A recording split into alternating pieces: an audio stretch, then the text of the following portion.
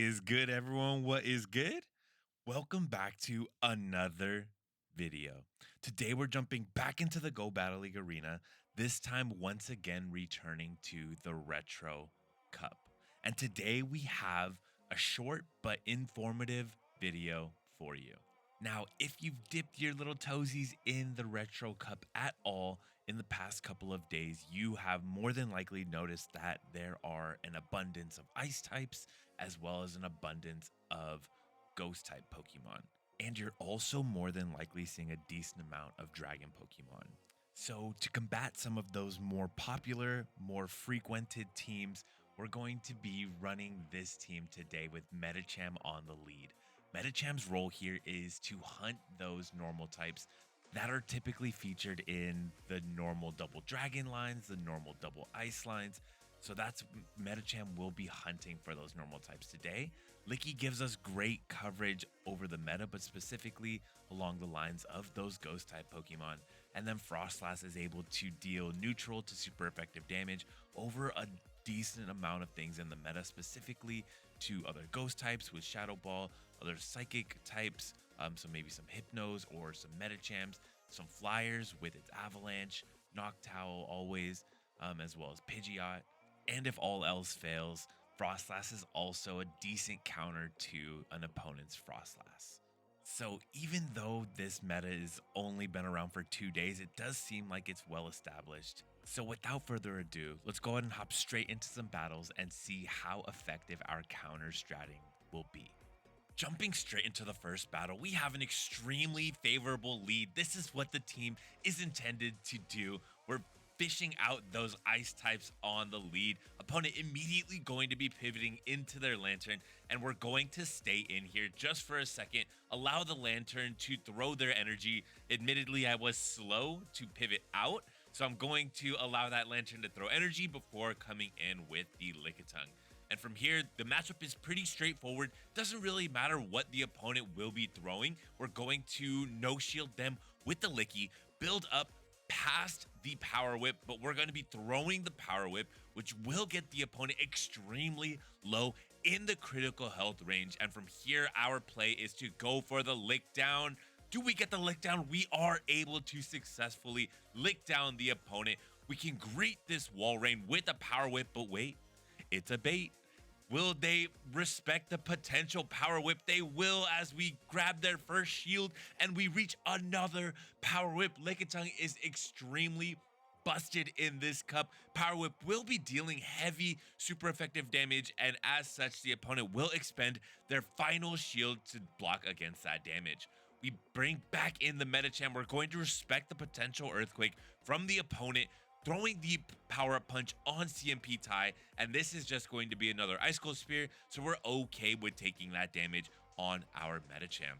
Metacham throwing off this first power-up punch, and we can put heavy pressure on the opponent. Our attack stat is now boosted by 1 stage, and from here, we're going to throw this Psychic, bring in the Froslass, expend our final shield, and then have a Shadow Ball waiting for the opponent's Wall Rain when it comes back in.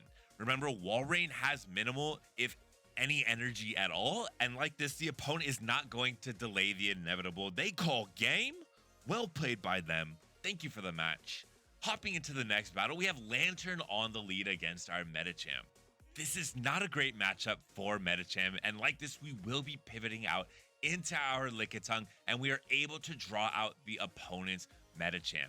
Lickitung is significantly ahead on energy, as well as the opponent was a little bit slow to swap out, and as a result, we will be able to push for switch in this matchup. Question is, do we want to expend any shields in order to do so?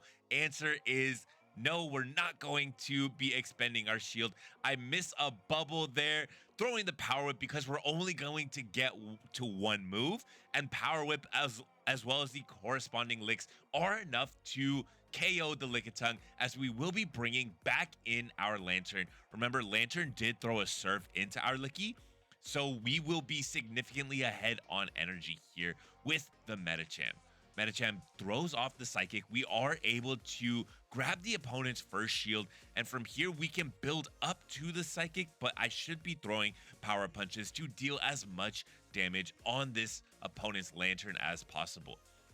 Although Froslass on the back end does receive neutral damage from all of Lantern's moves, it's not a Pokemon that we want to see. And as a result, we're going for the straight up knockout here with another Psychic. We are able to KO the opponent's Lantern, which allows them to bring in their Froslass. We do have to one turn swap, and because of this, we are behind on energy by one turn. This makes it so that we have to make a call here. Will they be baiting? We're going to call a bait, and it is the Avalanche bait. That is a game-winning call for us, as we still do have one shield to our name. We can easily reach this Shadow Ball. Bang! One-shot the opponent's Froslass and call game. Well played by them. Thank you for the match. So we did have to call the Avalanche shield bait there. That was our win condition, and we were able to successfully do so. As we hop into the next battle, we have Lickitung on the lead against our Metacham. This is a favorable lead for us, not only because this is a winning matchup for Power Up Punch Medi, but also because we do want to avoid this Lickitung on the back end with our Froslass if at all possible. As we are building up a significant amount of energy, I have built up past the Power Up Punch, and it does look like I'm going for the farm down, and we do get the farm down. We have to expend one shield in order to do so, but I can bait the opponent here with the Power Up Punch. They do respect it. It is the Auroras. Auroras is extremely glassy, and as a result, I will be double baiting with the Power Up Punches here. Power Up Punch gets 2 shields from the opponent's Auroras, and at this point, Lickitung is extremely bulky. We know they're going to be throwing the Meteor Beam. That's okay. It does heavy damage, but Lickitung able to brush it off, reach this Power Whip. It will be enough to OHKO the opponent from this health range. Bang! Lickitung KOs the opponent's Auroras, and we do see on the back end it will be the Wall Rain. The safe play in hindsight would be to likely just shield up, get to the Power Whip, deal hefty damage to the opponent.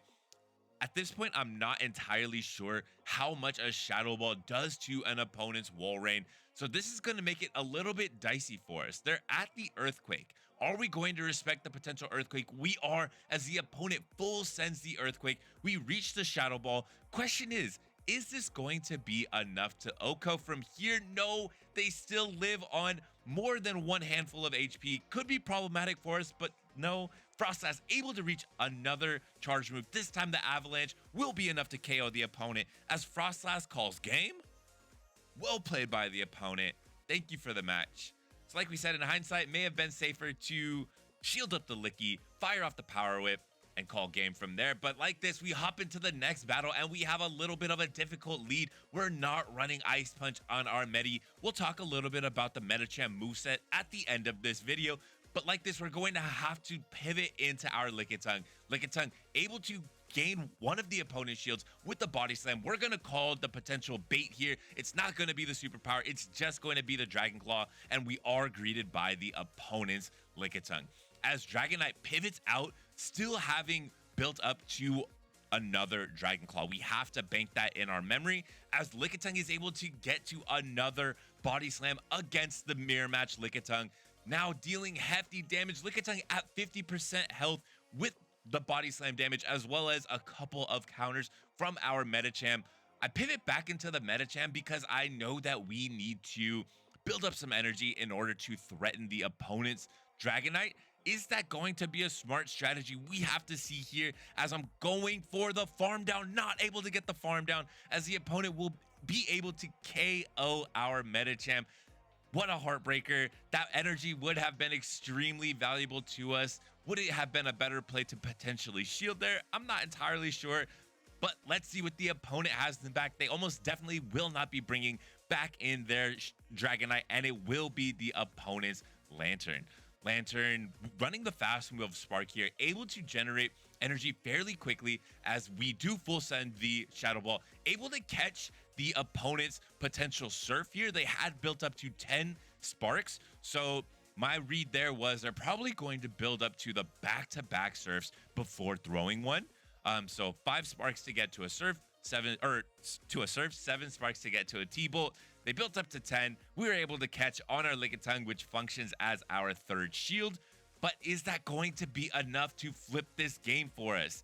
I can't shield this, anticipating the Dragonite having a move on the back end, and it will be the Thunderbolt. Thunderbolt deals significant neutral damage, and Dragonite able to snipe with one Dragon Breath. The opponent calls game. Well played by them. Thank you for the match. Hopping into the next battle, we have another favorable lead, another ice type lead here. Dugong on the lead against our Metacham. We're going to be firing off this power-up punch on CMP tie, knowing that the Metacham will be winning CMP, but no, the opponent actually overfarms past the Icy Wind before throwing their first Icy Wind here, returning our attack stat back to its base before we're able to boost it once again with this subsequent power punch. And this is just too much math for me. I'm thinking, okay, we added one, we subtracted one, we added one again, but we need to swap out. We don't want our Metacham to get KO'd. We catch on our Froslass. Was that smart? I'm thinking about it in hindsight, probably not. More than likely, they have a Froslass counter, and we do see Credilli here, not the best Froslass counter, but it is a Froslass counter, as Rock Slide will be KOing bang our Froslass. We're okay with letting it go there, as it did do its job. We can bring back in the Metacham here, deal heavy, super effective damage onto the opponent, and they only built up to 3 bullet seeds. We know this is going to be a Rock Slide, and we know we're going to survive. We throw one counter, firing off this power-up punch, which will be putting significant pressure on the opponent. We're going for the farm down, and we are able to get the farm down. Shouts out Bullet Seed, an absolute trash fast move in terms of damage dealt. It does generate energy relatively quickly, but the opponent brings in their Dugong, forces us to dump our energy before revealing their final mon, and it will be the Drifblim. And from here, I'm going to speed up the battle just a little bit. It's not a visual glitch. It's not your